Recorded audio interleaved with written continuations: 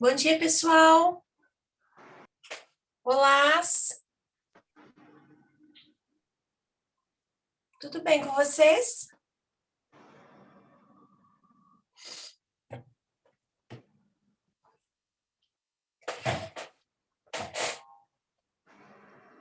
Vamos lá, então. E Kelly, Bom dia. bom dia, tudo bem? Tudo. Vamos lá. Vamos lá, então, gente. Bom, na última aula, deixa eu ajustar aqui minha câmera.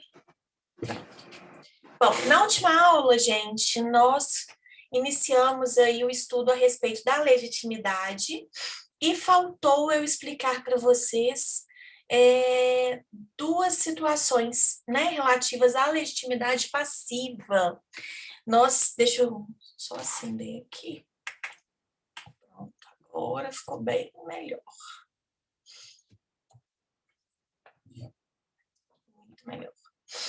Bom, gente, então faltou eu explicar para vocês duas situações referentes aí à legitimidade passiva, né?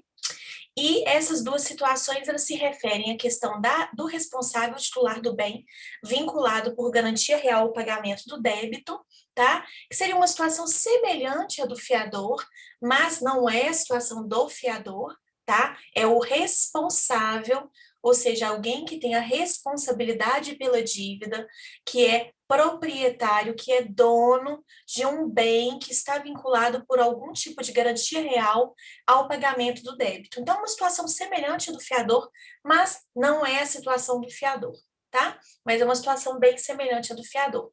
E, neste caso, esse responsável, ele tem legitimidade passiva, tá, gente? E essa legitimidade passiva, ela é uma legitimidade passiva ordinária superveniente, tá? Então, ele tem legitimidade ordinária superveniente. E a última situação que ficou faltando a gente tratar a respeito da legitimidade, gente, diz respeito ao responsável tributário. Vocês ainda não tiveram direito tributário, mas vocês vão entender isso que eu estou falando para vocês, que eu vou dar alguns exemplos. Quando vocês tiverem direito tributário, vai ficar muito mais claro isso que eu estou falando para vocês. Mas, né, nesse primeiro momento, eu vou explicar um pouquinho para que vocês possam entender aí essa questão da responsabilidade tributária. O que acontece, gente? Essa responsabilidade, ela está prevista lá no artigo 121 do CTN, tá? Do Código Tributário Nacional. Vocês terão direito tributário, salvo engano, no 8º período, tá? Se eu não me engano, porque houve uma mudança nas grades, né? Mas imagino que seja lá no 8º período que vocês vão ter direito tributário, tá? E aí, gente, essa responsabilidade tributária, ela se opera de duas formas. A gente tem a responsabilidade tributária por transferência, tá? Em que a gente tem uma legitimidade ordinária, na verdade, a gente transfere essa responsabilidade para uma outra pessoa, tá? É o que acontece, por exemplo, gente, no IPTU, tá? O que acontece com o IPTU? Cada vez que esse imóvel ele é comprado por outra pessoa, essa outra pessoa, esse novo proprietário, é o novo responsável, então, pelo pagamento daquele tributo, não é isso? E aí, o que acontece, gente? Se eu vender para uma outra pessoa, essa outra pessoa que será responsável pelo pagamento do IPTU. E o IPTU é uma situação interessante porque o raciocínio dele se aproxima muito mesmo a questão referente à do condomínio. Tanto é que, em algumas situações, o legislador, inclusive, né, ele compara tanto essa situação que ele diz que existem doutrinadores que dizem que o IPTU também seria uma obrigação própria terreno, tá? Vocês estudaram o direito das obrigações e vocês viram que existem as obrigações próprio terreno. O que são as obrigações próprio terreno? São aquelas que acompanham a coisa em poder de quem quer que ela esteja, né? Então, se a coisa estiver em meu nome, eu que serei a responsável por pagar aquele tributo. Se eu transfiro, se eu vendo este imóvel para uma outra pessoa, essa outra pessoa, esse novo proprietário que agora é o responsável pelo pagamento desse tributo e assim sucessivamente, tá? Isso é o que acontece com relação ao IPTU, por exemplo. Ai, professora, mas e nos contratos de aluguel em que se coloca que a obrigação ela é do locatário? Gente, esse é um contrato que simplesmente é celebrado entre as partes, tá? A prefeitura, por exemplo, caso haja aí, né, não haja a quitação do IPTU, ela não vai cobrar do locatário, ela vai cobrar de quem está lá com o nomezinho lá inscrito devidamente, que consta como proprietário do bem. Tá? Então, a inscrição em dívida ativa vai acontecer no CPF do proprietário do imóvel, porque a responsabilidade é dele, entende? Então, esse contrato que é celebrado entre as partes é simplesmente um contrato entre as partes, tá? Mas a responsabilidade, né, inicial, gente, permanece sendo aí do proprietário do bem, tá? Tanto é que a gente pega o contrato de locação, vai na prefeitura para poder avisar que o imóvel está alugado. Não, a gente não faz nada disso, né? Bom, gente, e aí neste caso nós teremos uma legitimidade ordinária, tá?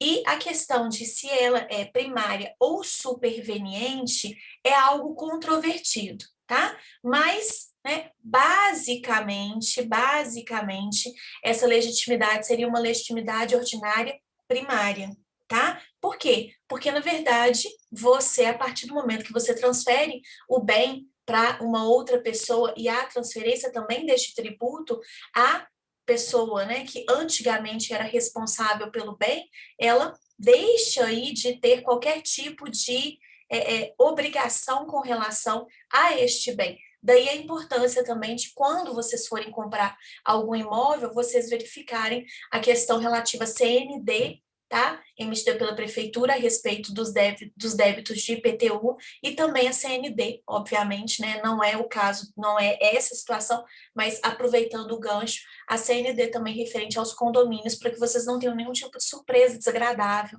de adquirirem um bem com um condomínio extremamente atrasado e que agora a responsabilidade passa a ser sua, né? Mas existem doutrinadores que vão dizer que ela seria uma responsabilidade ordinária, uma legitimidade, haveria ali, no caso, né, uma legitimidade ordinária superveniente, tá? Em virtude mesmo da transferência. Então, é algo controvertido, tá? O fato é o seguinte, na grande maioria dos livros, vocês vão ver que se trata de legitimidade ordinária, ponto. A grande maioria dos autores, eles não fazem, neste ponto, qualquer tipo de diferenciação, se seria primária ou superveniente. Ai, professora, mas a gente tem que saber isso, decorar e tudo. Não, vocês têm que só entender, tá? Que dependendo da situação vai ser primária, dependendo da situação vai ser superveniente, e que em algumas situações a gente tem aí um conflito, né, entre a própria doutrina, tá? Bom, e a gente tem uma outra modalidade também de responsabilidade tributária, que é a responsabilidade por meio de substituição. O que é essa substituição, gente? Eu recolho, por exemplo, um tributo no lugar de uma outra pessoa, como se eu fosse uma outra pessoa, tá? Eu recolho, eu substituo aquela pessoa que, na verdade, deveria recolher aquele tributo. Como assim, professora? Me explica. Vou explicar para vocês, dando um caso de um exemplo real, tá? Envolvendo o ISSQN, tá bom? O que acontece, gente? O ISSQN é o Imposto sobre Serviços e de qualquer natureza, e esse imposto, ele tem que ser recolhido quando você contrata um trabalhador autônomo, tá? Que não está sob o regime aí de MEI, né? Sob o regime de MEI, ele mesmo emite a nota fiscal e ele faz os recolhimentos, tá?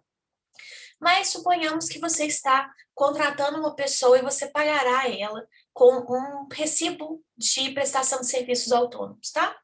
Nesse recibo, geralmente, gente, quando você faz esse contrato, essa contratação, do valor que você vai pagar para a pessoa, vamos supor que eu contrato a Kelly para poder dar uma palestra, tá?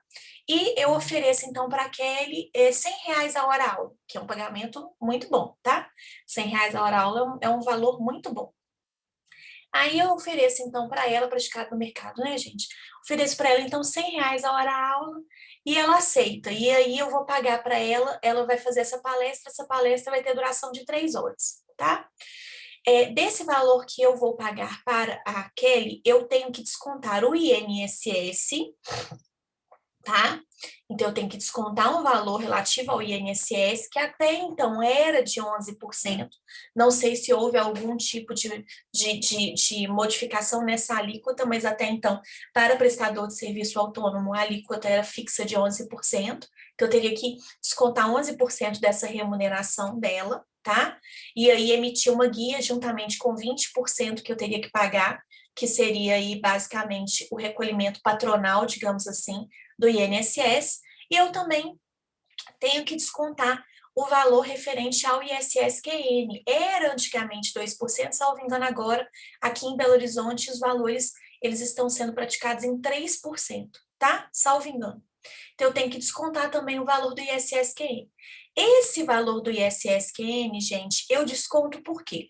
Porque se eu não descontar, a minha instituição que contratou a Kelly para realizar aquela palestra, ela pode vir a ter algum tipo de negativação, porque se eu deixar por conta da Kelly recolher esse valor, pode acontecer dela não recolher, tá? Se eu contrato uma pessoa, gente, para prestar um serviço autônomo, pago ela por meio de recibo e falo com ela que ela tem que ir na prefeitura para poder recolher esse ISS-QN e ela não vai,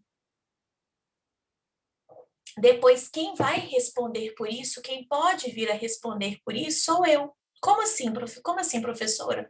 Ora, eu contratei aquela pessoa, eu também sou responsável por esse recolhimento, entende? Se ela prestou um serviço para mim, se ela pagou, se eu recebeu o pagamento, eu a paguei, e ela não recolheu esse imposto, posteriormente, quando eu for tirar uma guia, por exemplo, uma certidão negativa de débito junto à prefeitura, na esfera municipal, relativa a tributos, pode constar que esse tributo específico da Kelly não foi pago. Eu deixei para ela recolher, ela tinha que ter ido na prefeitura, emitido a guia, recolhido os impostos e ela não fez. Isso é muito comum, já tá, gente? A grande maioria das pessoas, quando você deixa, neste caso, nessa situação, principalmente pessoas mais simples, tá? Para recolher esse imposto, por às vezes assim, falta de conhecimento mesmo, né? Por não pensar quais são as consequências que isso pode vir a acarretar, nem procura, tá? Ou a prefeitura não recolhe. Então, para precaver, para que não haja nenhum tipo de surpresa desagradável, o que é que a instituição em que eu trabalho, ela vai fazer? Olha, a minha instituição ela vai fazer o seguinte, ela vai substituir a Kelly no pagamento dessa guia. Como assim, professora? Eu vou descontar no recibo de prestação de serviço autônomo da Kelly o valor de 3% referente ao ISS-QN, vou no site da prefeitura, vou emitir a guia para pagamento do ISS-QN com os dados da Kelly, então vou colocar lá os dados da Kelly, CPF dela, o nome completo, e vou pagar essa guia, entende? Então, eu substituo a Kelly no pagamento desse tributo. É uma responsabilidade aí, gente, tributária, que decorre aí, que ocorre em virtude de uma substituição. E nesse caso, a gente tem, então, uma legitimidade extraordinária, tá? Eu estou litigando, né, digamos assim, eu estou fazendo algo em nome alheio e é um direito alheio, tá? Então, essa é a legitimidade aí que nós teremos de forma extraordinária em razão da substituição. Isso é super comum. A grande maioria das empresas, quando você presta algum tipo de serviço e tem que recolher ISS-QN, faz isso exatamente para que não haja nenhum tipo de surpresa desagradável. Tá? Ah, professor, e se por um acaso a empresa ela recolheu esses 2%, esses 3% do ISS-QN e não emitiu a guia? Então, gente, a sua responsabilidade, né? O desconto foi realizado. Aí é algo que vai esbarrar na empresa, tá? Se porventura acontecer de você ser acionado, né, na justiça, pela prefeitura, você comprova que houve o desconto, tá? E aí, né, nesse caso, muito provavelmente a empresa será chamada à lide, tá? Alguma dúvida, gente? Que aí a gente já passa para a competência. Então, vamos passar para a competência. Bom, e aí Ô, então, professora. mas não, Kelly. Não, uai. Eu só queria falar que eu não recebi nada no final aí, não, uai. Questão de tributo. Aí. Desconta. Até então, quando era 2%, Uai, deu R$ 60 no final da história. descontava 13% de imposto, gente. Fora que a instituição também tem que pagar 20% em cima do valor que ela paga.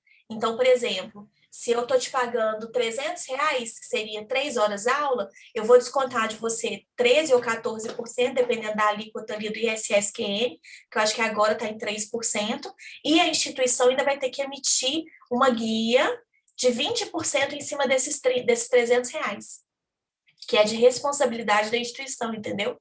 Então, o prestador de serviço autônomo, quando ele é pago por meio de recibo, ele acaba saindo um pouquinho caro para a instituição. Por isso que muitas instituições, gente, né, principalmente assim, prestadoras de serviço, enfim, elas preferem, às vezes, né, a contratação de mês, exatamente para poder evitar esse problema, né, essa questão toda, tá? Porque realmente onera bastante. É isso mesmo, você vai receber bem pouquinho. A gente cresce o olho, né, fala assim, opa, R$ 100 hora aula? É, R$ 100 hora aula, mas tem os descontos legais. É isso mesmo. Bom, então vamos lá, gente. E aí a gente passa então para a competência, tá? Agora a gente vai verificar aonde propor a execução, aonde propor o cumprimento de sentença, né? Como que funciona essa questão da lei, da competência, agora que a gente já estudou a legitimidade, como que funciona essa questão da competência, tá? E a gente começa a estudar primeiro a competência ligada aos títulos executivos judiciais. Em relação aos títulos executivos judiciais, gente, essa competência é muito simples, tá? Ela está lá no artigo 516 do Código de Processo Civil, né? E, inicialmente, gente, em primeiríssimo lugar, a competência é do juízo, tá? Aonde se originou a sentença condenatória, aonde que houve ali a sentença para o pagamento de uma determinada quantia, de uma obrigação de fazer, de uma obrigação de não fazer, aonde ficou determinada a obrigação, tá? Essa seria a competência, né? Esse seria o juízo competente. Então, vou dar um exemplo prático para que vocês possam entender. Suponhamos que a Kelly e a Meire, elas estavam litigando em juízo, a Kelly ingressou com uma ação de obrigação de fazer em face da Meire, tá? E aí, então, houve uma sentença de procedência do pedido perante a segunda vara civil da comarca de Belo Horizonte, tá? A Meire, inconformada com a procedência do pedido, ela recorreu ao Tribunal de Justiça, a sentença foi mantida, a decisão foi mantida, e então o que aconteceu foi o seguinte, os autos, eles voltaram para a primeira instância após o trânsito em julgado da decisão. Então, quem será o juízo competente para processar e julgar o cumprimento de sentença? O juízo da segunda vara civil, tá? Ele que será o juízo competente, ok? Por quê? Porque ele que foi o módulo, né? Ali é que aconteceu, ele foi o juízo que determinou ali que a Meire, ela tinha aquela determinada obrigação de prestar aquele determinado serviço, tá? De uma obrigação de fazer, né, gente? Obrigação de fazer é prestação de serviço, é prática de um fato, né? Ah, professora, e se estivermos diante de uma situação em que se trate de uma ação rescisória? A ação rescisória ela foi proposta, a competência originária, vocês já estudaram isso em recursos. A competência originária da ação rescisória é do Tribunal de Justiça, tá? Ela é uma ação que ela tem a competência originária no Tribunal de Justiça. E se, então, a Câmara condenou a parte a uma obrigação de pagar quantia certa, tá? Mas isso foi direto em segunda instância porque se trata de uma ação rescisória. Olha, gente, nesse caso, o cumprimento de sentença será feito perante a Câmara que determinou, então, aquele pagamento, tá? É o que diz exatamente o inciso 1 do artigo 516. O cumprimento de sentença efetuar-se-á perante 1. Os tribunais nas causas de sua competência originária. Então, lá no caso da ação rescisória, que foi lá para o Tribunal de Justiça, porque eu já propus a ação no Tribunal de Justiça, suponhamos que ela tramitou perante a Quinta Câmara Civil, tá? E aí, a Quinta Câmara Civil, então, deu a decisão e condenou a parte ao pagamento de uma determinada quantia. Nesse caso, se não houver um pagamento espontâneo voluntário, o cumprimento de sentença será feito perante a Quinta Câmara Civil, ok? 2, o juízo que processou a causa no primeiro grau de jurisdição foi o primeiro exemplo que eu dei, né? Entre a Meire e a Kelly. Meire foi condenada perante a segunda vara civil, houve recurso, recurso transitou em julgado, processo voltou para a segunda vara civil e, então, o cumprimento de sentença deve ser processado perante a segunda vara civil. Aqui, eu acho que eu tenho que fazer um pequeno parêntese, tá? Se alguma de vocês fizer estágio, gente, vocês vão ver que, em relação à prática, tá? Aqui em Belo Horizonte, por exemplo, nós temos uma situação bem curiosa. O que acontece, gente? Há algum tempo, a organização judiciária aqui em Belo Horizonte resolveu que seria interessante nós termos aí varas especializadas em cumprimento de sentença, tá? Essas varas, elas se chamam Centrase, é uma central especializada em cumprimento de sentença, tá? E aí, o que acontece, gente? Aqui em Belo Horizonte, por norma de organização judiciária, e aí por isso que eu coloco bem essa ressalva, tá? Em alguns outros lugares aqui de Minas também isso acontece, mas aqui em Belo Horizonte, se você, por exemplo, tiver que fazer um cumprimento de sentença, nesse exemplo que eu dei, entre a Kelly e a Meire, aí a Meire, então, já transitou em julgado, a decisão, né, o recurso dela transitou em julgado, o processo voltou para a comarca de origem e até o presente momento a Meire não se manifestou para fazer o pagamento. Quando a Kelly for fazer o cumprimento de sentença, ao invés da Kelly promover esse cumprimento de sentença perante a segunda vara civil, a Kelly vai ter que promover esse cumprimento de sentença perante a Centrase, tá? Na hora que ela for fazer ali, né, a distribuição, que aí nesse caso, infelizmente, haverá uma distribuição para a Centrase, mas na hora que ela for fazer ali o protocolo dentro do PJE, ela vai ter que selecionar a Centrase e ela vai ter que, então, fazer esse protocolo na Centrase, tá? E aí, gente, o que acontece? A ideia é até muito boa, tá? Né, assim, a vontade de que dê certo é até muito grande. O problema é o seguinte, nós temos 35 varas cíveis aqui em Belo Horizonte, tá? Fora as varas de feitos tributários, fora as varas empresariais. E aí, gente, as varas de família, né? A gente tem 12 varas de família também. A gente tem as varas de sucessões e ausência, enfim, gente. E aí, o que acontece? Até então, das varas cíveis, das 35 varas cíveis, os cumprimentos de sentença são, então, executados perante uma secretaria apenas, que é a Centrase. Então, gente, o que foi que começou a acontecer? O tiro meio que saiu pela culatra, sabe? Porque algo que seria, em tese, mais célere, uma vez que o juiz já conhece o caso, o juízo, né, já julgou aquele caso, seria muito mais interessante a gente ter o processamento dessas, eu acho, tá, gente? Desses cumprimentos de sentença perante as varas, né, perante as varas que determinaram, inclusive, o título, né, que fizeram parte da formação do título, não, você joga tudo para uma secretaria. E aí, gente, o que acontece é o seguinte, o procedimento de cumprimento de sentença, em tese, ele é rápido, tá? Mas a gente vai ver que existem alguns entraves. Então, o que está acontecendo é o seguinte, os cumprimentos de sentença estão demorando muito a ser processados, exatamente por conta do excesso de cumprimento de sentença em uma só secretaria. Então, algo que poderia estar pulverizado em 35 secretarias, agora se concentra em uma, tá? Professora, se isso cai na prova da OAB, o que é que eu respondo? Você responde exatamente o que está no inciso 2 do artigo 516, ou seja, o juízo que processou a causa no primeiro grau de jurisdição é o juízo competente para processar também o cumprimento de sentença. Como eu disse aqui para vocês, gente, a Centrase, ela faz parte da organização judiciária aqui de Belo Horizonte, entende? A prova da OAB, ela é uma prova de âmbito federal, tá? Ela não vai levar em consideração as minúcias práticas de cada um dos estados aqui do Brasil. Ela não vai fazer isso, tá? De cada uma das comarcas aqui do Brasil, né? Então, eu acho que é importante eu fazer essa diferenciação para vocês, até mesmo porque se alguém aqui fizer estágio, vai ver exatamente isso que eu falei em relação à centase. Ela vai assim, mas poxa, a professora falou que o processamento do cumprimento de sentença teria que ser na vara, na secretaria que determinou aí, que processou a causa em primeiro grau de jurisdição. Sim, gente, deveria ser, tá? Deveria ser mesmo, tá? Com certeza deveria ser. É o que diz a lei. Mas nós temos uma organização judiciária diferente. O que não quer dizer que na prova vocês vão responder de acordo com a organização judiciária. Vocês vão responder de acordo com o que está na lei.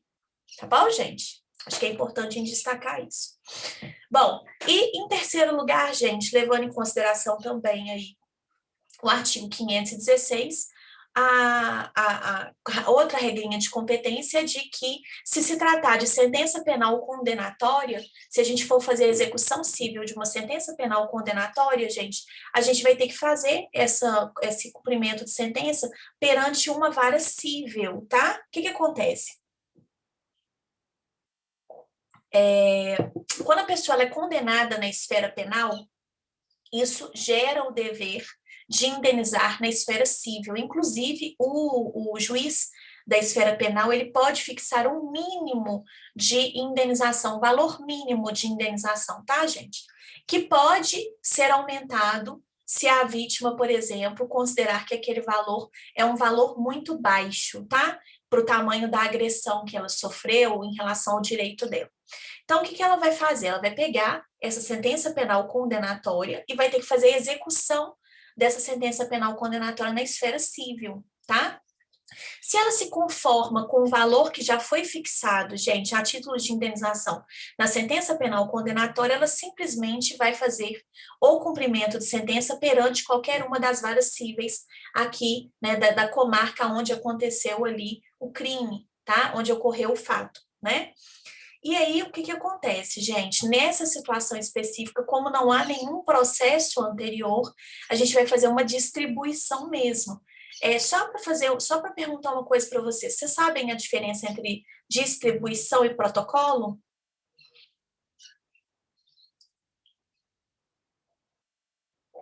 Vocês sabem, gente? Meire, Kelly? É porque tem que ativar o microfone, aí demora um minutinho. Entendi. Sem problemas, Kelly. Você sabe a diferença, Kelly?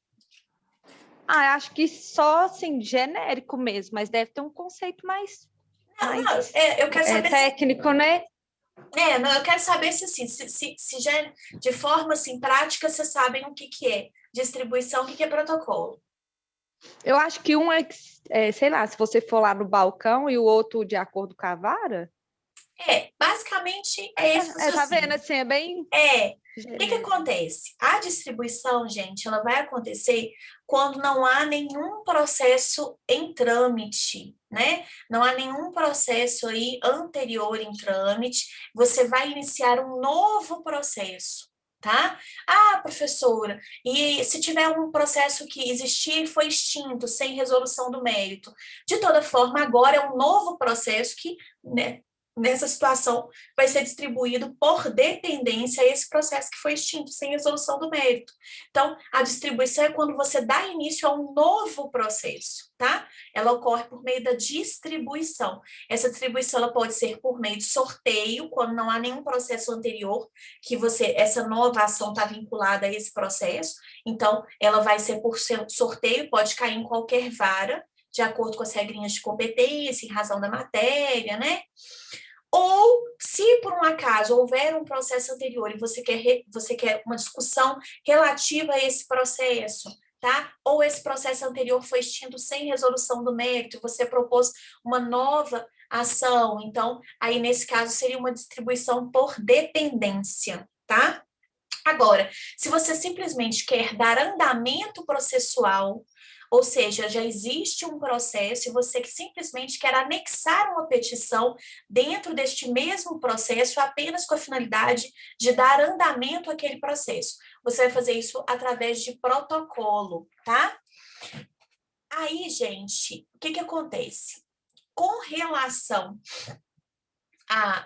ao cumprimento de sentença, né? A regrinha que nós temos no Código de Processo Civil é de que ele deveria ser feito, né? Aí a gente deveria fazer por meio de protocolo, simples protocolo, dando andamento a um processo que já existe, tá? Agora, se a gente estiver fazendo cumprimento de sentença em relação a uma sentença penal, ou seja, se eu tiver fazendo um cumprimento de sentença na esfera civil relativa à indenização que foi fixada na esfera penal, percebam, não há nenhum processo anterior em trâmite na vara civil. Então, neste caso, excepcionalmente, como a decisão é da esfera penal e eu vou precisar de fazer o cumprimento de sentença, esse cumprimento de sentença na esfera civil, vai haver uma distribuição por livre sorteio. Tá? Pode cair em qualquer vara civil, ok? Daí naquela comarca, né, que é ali a comarca que foi a responsável pela condenação do réu. Ah, professora, e se por um acaso eu quiser aumentar esse valor de indenização? Você me falou, então, que o juiz ele fixa um valor mínimo de indenização, se a parte se contentar com ele, basta fazer o cumprimento de sentença na esfera civil, se a parte não se contentar, ela vai ter que discutir esse valor, não é mesmo? Essa discussão do valor, gente, esse possível aumento em relação a esse valor mínimo que foi fixado lá na esfera penal, ele vai se dar por meio de um instituto chamado liquidação de sentença, que a gente vai estudar posteriormente. Aí eu volto nisso para vocês, tá? Bom, e aí uma outra situação que se assemelha, gente, a essa situação também tratada relativa aí à sentença penal condenatória é o caso da sentença arbitral.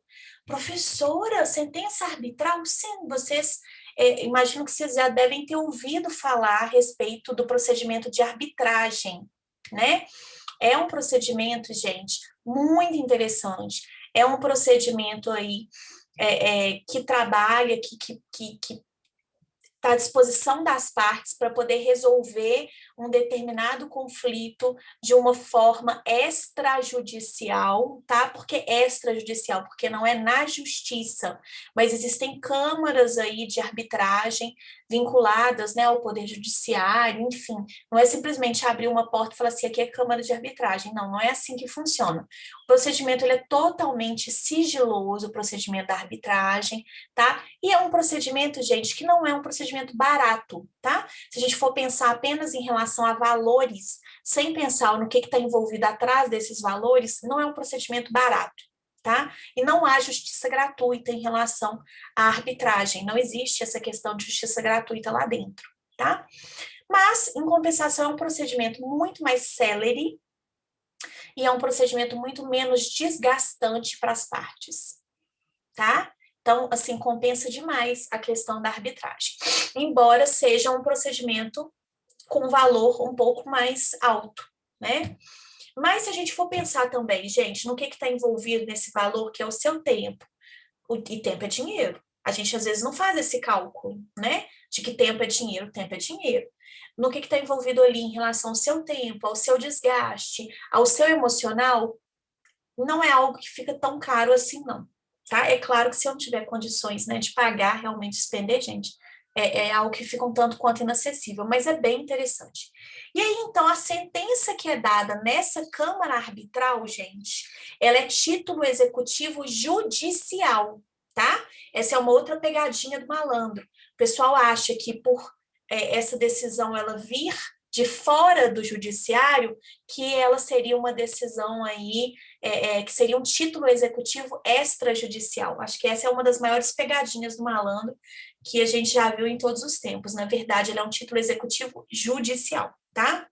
E aí, o que acontece é o seguinte, suponhamos então que aquele acordo que foi firmado lá, aquela sentença que foi dada lá na Câmara Arbitral, a parte, ela não cumpriu aquela determinação, aquela sentença. E agora, o que eu vou fazer? Eu vou ter que fazer o cumprimento dessa sentença arbitral. Onde? Na vara civil, tá? Daquela comarca ali, aonde, né, foi decidido. Então, por exemplo, foi decidido em Belo Horizonte. A sentença arbitral é de Belo Horizonte. Então, uma das varas cíveis aqui de Belo Horizonte, vou fazer a distribuição de forma livre desse cumprimento de sentença para uma das varas cíveis aqui de Belo Horizonte, tá? Que vai ser aí, então, a responsável por processar e julgar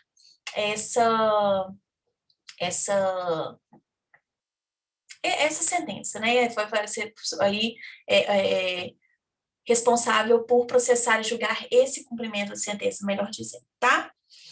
E aí, o que acontece, gente? Em relação, tá, a sentença também estrangeira, o acórdão proferido por tribunal marítimo, se eu tiver uma sentença estrangeira também que deve ser aqui executada no Brasil, eu também vou ter que levar em consideração algumas questões. Só recapitulando, tá?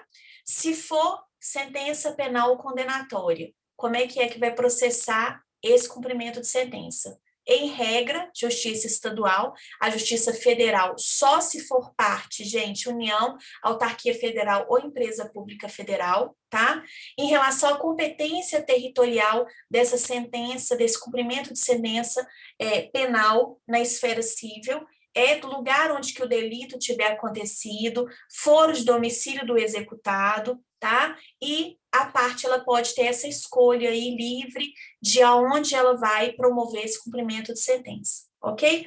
Geralmente, como eu já expliquei para vocês, esse cumprimento de sentença, ele é promovido aí na mesma comarca aonde houve a condenação do réu, né, ao pagamento daquela indenização, tá? Geralmente. Mas se o exequente, ele quiser optar, por exemplo, pelo foro de domicílio do executado, porque ali é mais fácil de encontrar bens, ele pode fazer isso, tá? Então, existe um permissivo legal com relação a isso. E aí, gente, no caso da Câmara, da sentença arbitral, a gente coloca aqui a mesmíssima regra, tá? Que é possível, então, a gente promover esse cumprimento de sentença perante uma das varas cíveis, tá? Da comarca onde foi proferida aquela sentença, ok? E em relação à sentença estrangeira, você vai ter que fazer execução de uma sentença estrangeira dentro do Brasil, tá? O que vai acontecer? Antes de mais nada, gente, o STJ tem que homologar essa sentença, tá? Então, antes da gente pensar em fazer cumprimento de sentença, é necessário que o STJ, ele bata o martelo, verifique se aquela sentença estrangeira está em conformidade com as leis brasileiras, obviamente, tá? E aí, homologando, então, essa sentença estrangeira, é possível, então, que a gente agora dê início ao cumprimento de sentença, tá? Mas, primeira coisa, vai ter que ser feita a homologação por parte do STJ. Uma vez homologado, gente, aí, neste caso, tá? Ela vai ser executada, então, agora aqui no Brasil, tá? E aí, gente, entra na mesmíssima regra com relação à sentença penal condenatória e a sentença arbitral. Deixa só eu encerrar essa aula, que a gente está com menos de 1 minuto. Entra no próximo link para mim, por favor, para a gente poder dar continuidade, tá? Ninguém foge, estou vendo todo mundo que está aí. Beijo, entra lá no próximo link.